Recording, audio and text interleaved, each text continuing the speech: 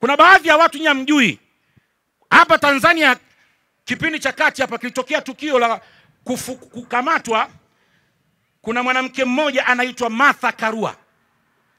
Martha Karua yeye ana sifa kwamba yeye ni wakili, attorney kule nchini Kenya. Lakini leo nitawaambia ni kitu msokijua kuhusu Martha Karua. Mimi nimeishi Kenya miaka 16 good years. Yule mwanamke Martha Karua ana historia mbaya sana kwenye Jamhuri ya Kenya. Yule mama ndiyo mama aliyesababisha mwaka 2007 nchini Kenya kutokea maafa makubwa wakati wa utawala wa Mheshimiwa Mwai Kibaki. Uchaguzi ulifanyika mwaka 2007, nilikuwa ndani ya jiji la Nairobi, mie sijahadithiwa. I was there. Pale nilikuwa mimi. Yule mama kitu ambacho alikifanya, kwa sababu yeye alikuwa miongoni mwa washauri wa karibu wa Rais Mwai Kibaki.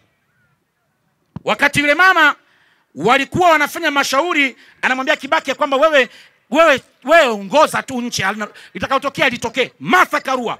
Na baada ya kutokea fracas kuanzishwa kutokea kule upande kwa Wakalenjin, kule kuna kuhusika na rais wa sasa hivi ambaye anatawala, ambaye ni William Ruto, ndipo vurugu zilianzia. Kanisani walichomwa Wakristo kanisani, lakini waliochomwa ni Wakristo ambao ni wenye kabila la Wakikuyu, majority walikuwa ni Wakikuyu, ndio likachomwa lile kanisa na ndio vurugu zikaanza. Martha Karua alikuwa miongoni mwa wale ambao walikuwa wanamshauri Mwai Kibaki. Baada ya nchi kuchafuka ya Kenya, alikuja mtu mmoja anaitwa Kofi Annan. Kofi Annan ndo alikuja pale Kenya, akaanza kufanya negotiation kati ya upande wa Mwai Kibaki na upande wa Raila Odinga. Kofi Annan alifanya zaidi ya siku 15, hamna suluhisho. Kila kikao miongoni mwa watu waliokuwa natoa kauli mbaya za kukataa ile negotiation alikuwa ni Martha Karua, yule mwanamke wa Tanzania yule. Na kipindi hicho, baada ya Kofi Annan kuonekana anashindwa nguvu, akaja mtu mmoja alikuwa anaitwa Desmond Tutu kutoka ndani ya nchi ya South Africa. Huyu ni kardinali wa Kikristo.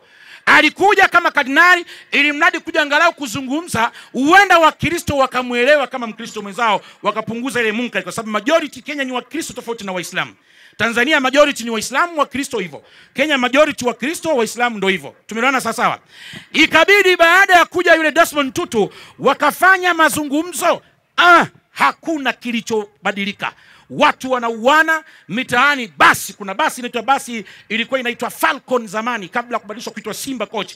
Ilishushwa mji mmoja unaitwa Naivasha. Walichinjwa watu mmoja pale. Basi imeshushwa hapa, unaambiwa shuka, onyesha kitambulisho. Kitambulisho kitoa, wameona jina la Mjaluo, unaambiwa nenda pale kwenye mti pale.